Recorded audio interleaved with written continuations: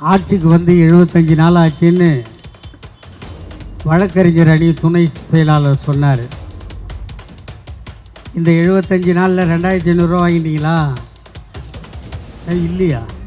அப்போ என்ன மயிருக்கு ஓட்டு போட்டேன்? 2500 வாங்கலையா? 6 சிலிண்டர் அலேக்கா தூக்கின்னு வந்து வைக்கிறேன்டாங்களா? அது நாளைக்கா? ஏன்டா பாவிங்க, நீங்களும் செத்து எங்களையும் சாவச்சு தமிழ்நாட்டையும் நாசமாக்குறதுன்னே முடிவு பண்ணியாங்க.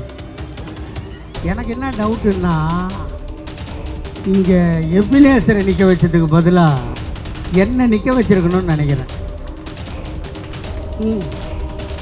அவருக்கு பொண்டாட்டியை கட்டை எடுத்து அடிக்க தெரியாது. இந்த தமிழ் கலாச்சாரத்தில் பார்த்தீங்கன்னா, தான் தங்கச்ச மாப்பிள்ளைக்கு கையை பிடிச்சி கொடுப்பான் தெரியுமா? அவன் யார்? யாரவன் தெரியாதா? அப்போ நானும் இறங்கி போயிட்டா? ஏங்க, நான் தங்கச்சியை பிடிச்சின்னு வந்து கையில் கொடுப்பான் இல்லை மாப்பிள்ளைக்கு, அவனுக்கு பேர் என்ன? தாய் மாமன் இல்லை, நாய் மாமன் இல்லை, மச்சான். அவனுக்கு தான் அந்த பொரியோடு சேர்த்து கையை வச்சு கொடுத்தான்னு பொறி மோந்திரம் போடுவாங்க. அந்த மச்சானை செருப்பு கட்டி அடிக்க எங்கள் எபினேசருக்கு தெரியாது. இதெல்லாம் தான் ஒரு எம்எல்ஏ ஆகிறதுக்கு தகுதின்னா, அந்த மயிறு பதவி என் மயிருக்கு சமம் வானா போடா அப்படின்னு சொல்லிட்டு உட்காந்து என்ன செய்யலை. இப்படியே எழுந்திரிச்சு கூட்டம் முடிஞ்ச உடனே அப்படியே மேடைக்கு பின்னாடி நடந்து போ. அப்படி ஒரு விளையாட்டு மைதானத்தில் வட சென்னை இந்த 74 வருஷத்தில் எவனாவது கட்டி கொடுத்தான்னு சொல்கிறா, இந்த மேடையில் சூசைட் பண்ணிக்கிறேன். சரி, இங்கே மட்டுமா? இங்கே மட்டுமா? ப்ரெஸ் குவார்ட்டர்ஸில் மட்டுமா? அந்த பக்கம் போய் பாருங்களா, குப்பையை கொட்டி நாய், பூனை, நரி எதெல்லாம் இருக்குதோ எல்லாத்தையும் கொண்டாந்து கொட்டுவான் எழில் நகர் குப்பை மாட்டில். இந்த தொகுதி எப்போ வந்துச்சு? 77 தான் ஃபஸ்ட்டு வருகை தருகின்ற மாவட்ட கழகத்தின் செயலாளர் அண்ணன் ஆதி சேகர் அவர்களை வருக வருக என அன்போடு அழைக்கின்றோம். இந்த தொகுதி 77 தான் ஃபஸ்ட்டு ஆரம்பம் இல்லையா? 77 வந்த உடனே ஐஸ்வரி வேலை எம்எல்ஏ கரெக்டா? அப்போ தான் பிறந்துச்சு இந்த தொகுதி. பிறந்தது 77. 80 ராஜசேகரன், 84 வேணுகோபால், 89 அக்கா சர்க்குணம், 91 யாரு யாரு ஏடிஎம்கே, 96 அக்கா சர்க்குணம். அச்சா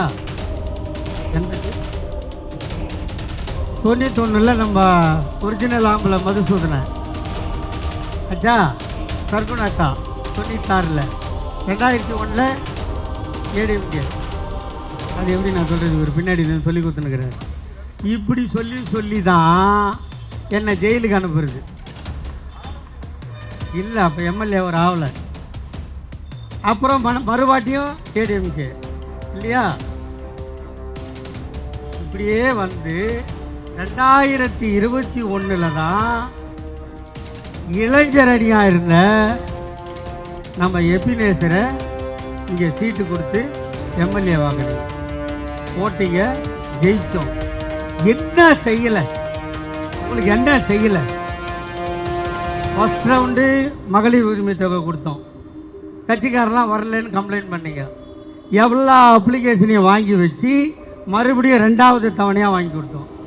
அப்போவும் வரலன்னீங்க, கேம்ப்பு நடத்தி 3வது தவணையாக வாங்கி கொடுத்தோம். இவ்வளவும் பண்ணமா இல்லையா? மாற்றுத்திறனாளிக்கு உதவித்தொகை கொடுத்தோம். இப்போ அந்த மாற்றுத்திறனாளிக்கு உதவித்தொகை நிறுத்தி வச்சுருக்காங்க தெரியுமா உங்களுக்கு? எங்கே அவர் நம்ம அட்வொகேட்டு, அந்த சங்கத்தோட தலைவர், அதை உட்காந்துக்கிறார் சரவணகுமார். அந்த அணியில் ஒரு நிர்வாகி என்ன பண்ணிட்டான், மாற்றுத்திறனாளி மாதம் வாங்கிட்டு இருந்தான்ல, அவன் ஒரிஜினலாக டூப்ளிகேட்டான்னு செக் பண்ணோமா இல்லையா? அவன் வீட்டுக்கு எவன் போல நம்ம வீட்டு பக்கத்தில் கேம்ப்பு போட்டு வாங்க வாங்க வாங்க வாங்க நம்ம கூப்பிட்டோம். இவன் என்ன பண்ணிட்டான், அங்கே கலெக்டர் ஆஃபீஸ் பின்னாடி ஒரு ஆஃபீஸ் இருக்குது இல்லை, மாற்றுத்திறனாளி ஆஃபீஸு, அங்கே எல்லாரையும் நீ ரேஷன் கார்டு எடுத்தா, ஓட்டர் ஐடி எடுத்தா, அப்புறம் உனக்கு கொடுத்த யூடிஐ கார்டு எடுத்தா, பேங்க்கு புக் எடுத்தா, ஏன்டா இதெல்லாம் கேட்குறீங்க, நாங்கள் இவ்வளோ நாளாக வாங்கியிருக்கோன்னா நீங்கள் ஒரிஜினலானு செக் பண்ணுறாங்களாம். எப்படி ஆச்சு பற்றியா? டூப்ளிகேட்டுக்கு ஓட்டு போட்டால் ஒரிஜினலான்னு கேட்க தானே செய்வான்.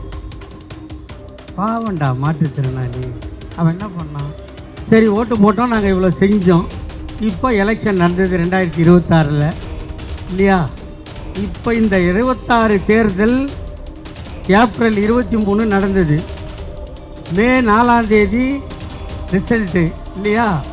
மே 10 இந்த கவர்மெண்ட்டு ஃபார்ம் ஆச்சு. அவர் எங்கள் மச்சான் விஜய்க்கு மக்கள் கொடுத்த எத்தனை சீட்டு கொடுத்தாங்க? 108. மெஜாரிட்டிக்கு எவ்வளோ வேணும்? 118. ஜெயிச்சது 108. அதில் ஒன்று செல்லாத போச்சு, மிச்சம் 107. அப்போ எத்தனை வேணும்? 11 வேணும் இல்லையா? 11 வேணும். அந்த 11 யார் கொடுத்தோம்? அந்த காங்கிரஸில் 5 பேர் ஜெயிச்சிருக்கான்ல, அவிச்ச முட்டைக்கு பிறந்த பசங்க. அதில் சிரிச்சா எப்படி? ஒரிஜினல் முட்டை இருக்குதுல்ல, அதை வாங்கி இந்த மேடை மேலே கீழே போடு, மான ரோசத்தோடு உடஞ்சிடும். அவிச்ச முட்டையை தூக்கி போடு, பந்து மாதிரி குதிக்கும். அதனால தான் அவிச்ச முட்டைன்னு சொன்னேன். அந்த 5 சீட்டு என்ன சொல்லி ஓட்டு கேட்டோம்? என்னங்க சொல்லணும்? ஸ்டாலின் தொடரட்டும், தமிழ்நாடு வளரட்டும். அந்த பாட்டை போட்டு தானே அந்த 5 உக்கால வழி போனான். அப்புறம் கம்யூனிஸ்ட் 4, IUML 2, இன்னொரு 2, விடுதலை சிறுத்தை 2. அப்புறம் இப்படி நம்ம ஐஸ் கொடுத்த உடனே தான் அந்த ஐஸை பார்த்து தான் கவர்னர் கூப்பிட்டார். அது வரைக்கும் 4 நாள் அவர் ஐஸ் குத்தி ரோடை சுற்ற விட்டார். கவர்னர் சேர்க்கலை தெரியுமா? சேர்க்கலை.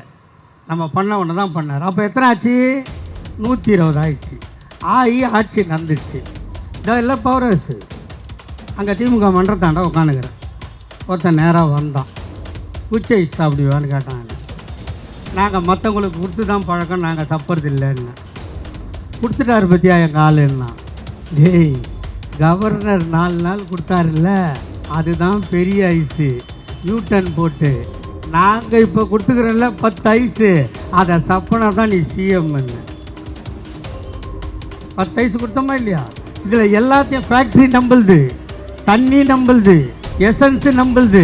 வெறும் குச்சி மட்டும் அவனுங்க சொருவிட்டு எடுத்துன்னு போயிட்டான். கடைசியில் நம்பாளுகிறாரு பாரு அந்த கழசிங்கம்.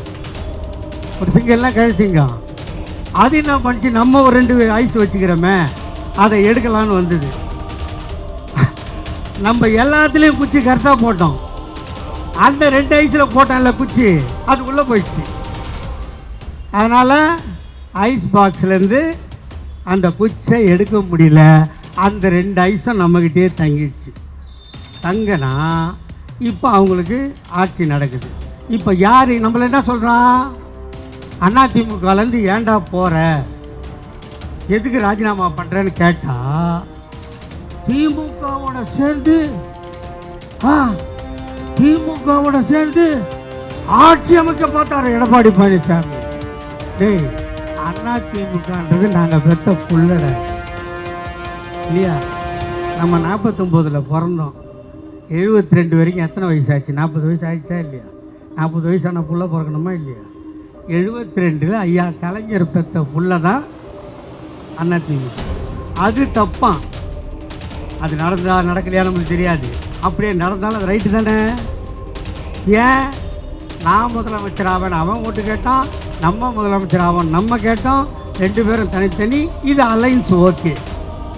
ஸ்டாலின் தான் முதலமைச்சர்னு ஓட்டு கேட்டு அவனெல்லாம் கூட்டு போய் மந்திரியாக்கி இவர் அக்கிளில் பேக் வச்சு நிற்பாரான். அது நியாயம் ஒழுக்கமா? நம்ம ட்ரை பண்ணால் அது தப்பான். இது எந்த ஊரில் நியாயம் சொல்லுங்கள்? இப்போ என்ன நடக்குது? நான் வந்த உடனே அடுத்த நிமிஷம் அடுத்த நொடி தமிழ்நாட்டில் ஓடுற எல்லா பஸ்ஸுலேயும் நீங்கள் ஃப்ரீயாக போகலாமான்னு சொன்னானா இல்லையா? சொன்னானா இல்லையா? அது நாக்காடா? அது நாக்குன்றது சொல்லுவாங்க, நாக்கிலிருந்து வாக்கு வந்தால் அந்த வாக்கை காப்பாற்ற உயிரை கொடுத்தவன் எங்கள் ஐயா கலைஞர், எங்கள் அண்ணன் தளபதி. கொடுத்தமா இல்லையா? நீ என்ன பண்ணுற? இங்கே மருது கணேஷ் பேசும்போது சொன்னார், 6 மணிக்கு மேலே ஆள் அப்டேட் ஆகிடுறாரு. அவர் சின்ன தம்பி கவுண்டமணி. 6 மணி ஆச்சுன்னா 1 கோடி கொடுத்தாலும் நான் வெளியே வரமாட்டேன்னு அவர் சொன்னாரா? வடிவேலு ஒரு படத்தில் என்ன சொல்லுவார், மணி 6 ஆயிடுச்சுன்னா ஆட்டோ ஆஃப் ஆகிடும், அது வரைக்கும் வேற வாய், அதுக்கப்புறம் நார வாய். இப்படி நம்ம சிறுபாணிப்பட்டு அவமானப்பட்டு இந்த தமிழ்நாடு நடக்கணும்னு கேவலமாக ஆகணுன்ற எண்ணம் இருந்தால் இப்போ இந்த 5 வருஷம் இடையில ஓடி போகிறான், இல்லை கவுத்தும் போகிறான், எதனா பண்ணுறான், அது இல்லை.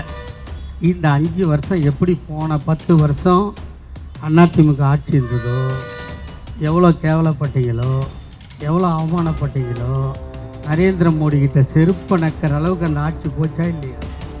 அவ்வளவு கேவலத்தை விட அதையும் தாண்டி இந்த 5 வருஷம் கேவலப்பட வேண்டிய கட்டாயம் தமிழ்நாட்டு மக்களுக்கு வந்துச்சு. ஒரு மந்திரி சொல்கிறான், சார் நீட் தேர்வை பற்றி என்ன சொல்கிறேன்னா, நான் சொல்கிறேன் அது டெல்லி பிரச்சனை, தமிழ்நாடு பிரச்சனை இல்லை. ஒரு எம்எல்ஏ போய் ரேஷன் கடையில் எடை கரெக்டாகுதா, கல் கரெக்டாகுதா செக் பண்ணுறா, எல்லாத்தையும் எடுத்துட்டா 0 வருதா பாடுறான்னா, ரேஷன் அரிசி ஏற்றின்னு வரால லாரி, அந்த லாரியை போய் கவுந்து பார்க்குறான். அவன் டிரைவர் கேட்குறான், என்ன பார்க்குறேன், எப்போ இது வந்து ரிஜிஸ்ட்ரேஷன் ஆச்சு, டயர் தேய்ச்சி போயிடுச்சு, யார் எம்எல்ஏவுக்கு வேலை பாருங்கள், அதுக்காக அவனுக்கு போட்டு பார்த்தாங்க. அரிசி ஏற்றின்னு வர லாரியை செக் பண்ணி டயருக்கு ரீபெல்ட் பண்ணு நான் போட்டானுங்க. அவன் ஆட்சியில் என்ன பண்ணானுங்க? காவல் மரணங்கள் நடந்து கொண்டே இருக்கிறது, அதை தடுப்பதற்கு நாதி இல்லை. செத்து போன குடும்பத்துக்கு ஃபோன் பண்ணி, அம்மா நடக்கக்கூடாது நடந்து போச்சு,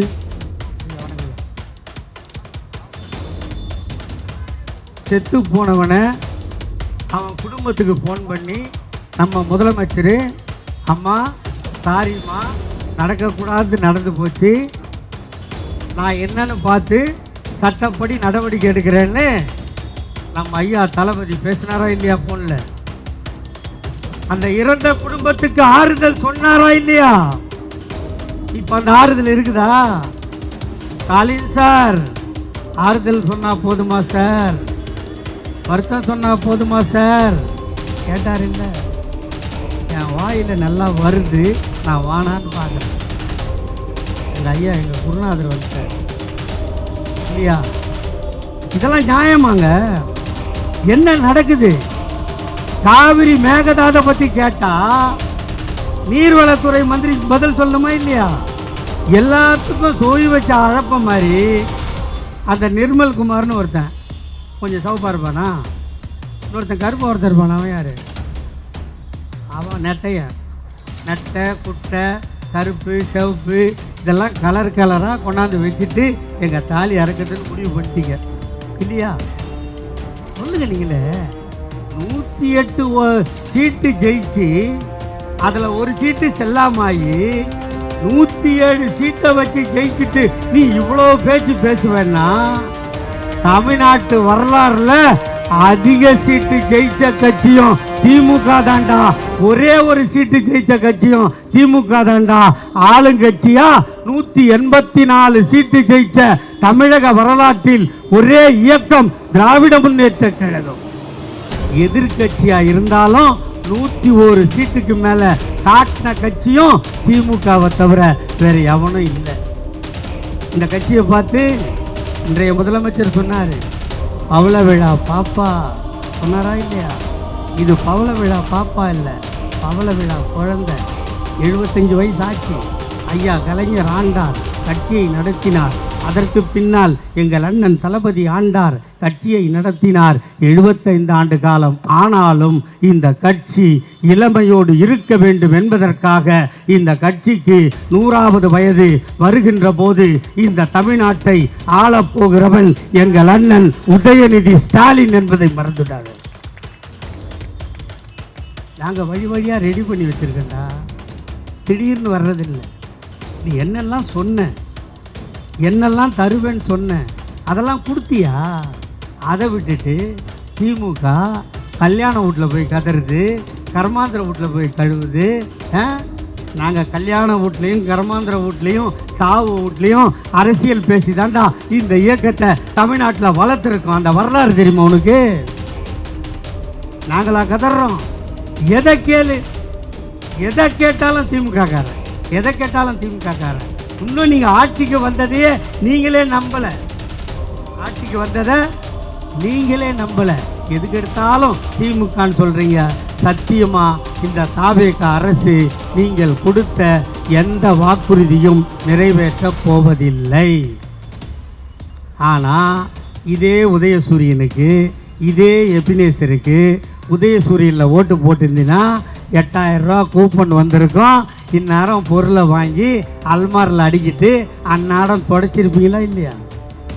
போன வாட்டி ஆட்சிக்கு வந்தோம், கையெழுத்து விடியல் பயணம்னு போட்டோமா இல்லையா? 5 திட்டம் போட்டோம். இப்போ ஆட்சிக்கு வந்து 75 நாள் ஆகுது, 3 கையெழுத்து போட்டிருக்காரு. என்னென்ன கையெழுத்துப்பா? விவசாய கடன் தள்ளுபடி, அது 50% மேலே இல்லைன்ட்டு, அது ஒரு டிபார்ட்மெண்ட் இல்லையா? அதுக்கப்புறம் என்ன சொன்னார்? சிங்கப்பெண் பார்ட்டி டாஸ்மாக்லேயே இருக்குதுப்பா, சிங்கப்பெண்ணு சொன்னார். அதுக்குன்னு பொம்பளை பசங்களை வேலைக்கு எடுத்தாரா? அதுக்குன்னு ஜீப் வாங்கினாரா? அதுக்குன்னு ஆஃபீஸ் பிடிச்சாரா? எதுவும் இல்லை. நாங்கள் விட்டுட்டு போன பொம்பளை பசங்க இருக்குது இல்லை போலீஸா, அதுகளுக்கே 2 டிஷர்ட்டை வாங்கி போட்டு முதுகில் சிங்கப்பெண்ணு எழுதி, நாங்கள் வச்சுட்டு போன ஜீப்புக்கே 4 ஜீப்புக்கு ஸ்டிக்கரை ஒட்டி சிங்கப்பெண்ணு எடுத்து, வெக்கமே இல்லாத அந்த ஜீப்பை எடுத்து இந்த நாட்டோட முதலமைச்சர் ஓட்டுறாரு. இதுதான் நீங்கள் கண்டது. மற்றபடி ஏதாவது கொடுத்துருக்காரா? ஒன்றும் கிடையாது. அதை சொன்னேனே, முதியோர், ஊனமுற்றோர், மாற்றுத்திறனாளி பென்ஷன் இவங்க ஆட்சிக்கு வந்து வரல. கேட்டால் நாங்கள் இப்போ ஆய்வு பண்ணுறோன்றாங்க. இங்கே அந்த ஜென்சி கிட்ஸு தங்கச்சிங்கெல்லாம் பண்ணாங்கல்ல, எதை கேட்டாலும் ஒருத்தன் ஆய்வு பண்ணுறாங்க. வணக்கம்மா, நீங்கள்லாம் இருக்கிற வரைக்கும் அப்பாவுக்கு 67 வயசு, நான் செத்தாலும் நீங்கள் சத்தியமாக இந்த கட்சியை விட்டுற மாட்டீங்க. நீங்கள் பண்ணதெல்லாம் கலைநயத்தோடு பண்ணீங்க, மிக்க பெரிய சந்தோஷம். எனக்கு என்னென்னா, நம்மளுக்கு பின்னாடி திரும்பி பார்த்தா இந்த கட்சியை கரை சேர்க்கிற கூட்டம் இருக்கா? சத்தியமாக இருக்குது. அந்த ஜென்சி கிட் மூலமாக நான் நம்புகிறேன். வேறு எதை கண்டோம்? 5 வருஷம் ஆட்சியில் இருந்தோம். இந்த மேடையில் எம்எல்ஏ இருக்கார், அமைப்பு செயலாளர் இருக்கார், பெரம்பூர் எம்எல்ஏ இருக்கார். 5 ஆண்டு காலத்தில் என்னை போன்ற கட்சிக்காரன் ஒரே ஒரு கையெழுத்துக்கு போயிருப்போம்மாடா. பக்கத்து வீட்டுக்காரனுக்கு கையெழுத்து வாங்க போனவன் தான்டா திமுக. அவனுக்குன்னு போனதே இல்லை. பக்கத்து வீட்டில் கரண்ட் இல்லை, பக்கத்து வீட்டில் வீடு கட்டுறாங்க, அங்கே போய் நிற்கிறாங்க. நம்மளுக்கு வேண்டிய வீடு அங்கே நிற்காத. இப்படி தான்டா கேட்டோம். எங்களை நாங்கள் வளமாக்கி கொண்டோமா? எங்கள் வாழ்வை சிறப்பாக்கி கொண்டோமா? நாங்கள் குடும்பத்தோடு கொஞ்சறோம், குடும்பத்தோடு பேசுகிறோம், பேரம்பேத்தியோடு இருக்கிறோன்னா அதுக்கு டைம் கொடுத்த இந்த 75 நாள் தாண்டா ஆகுது எங்களுக்கு. எங்கள் குடும்பத்தை நாங்கள் பார்த்து, மற்ற நாள்லாம் தூங்கி இருந்தால் எம்எல்ஏ வராரு, தூங்கி இருந்தால் மாவட்ட செயலாளர் வராரு, தூங்கி இருந்தால் மந்திரி வராரு, வேலைக்கு போனோம் பர்மிஷன் போட்டு நில்லு, அங்கே வராரு நில்லு, வெயிலில் வராரு நில்லு, இப்படிலாம் பண்ணி தாண்டா இந்த ஆர்கே நகர் தொகுதி உருவெடுத்து இதோ இருக்குதில்ல இந்த தண்டார்பேட்டை டிப்போ. இந்த டிப்போ எடுத்துக்க.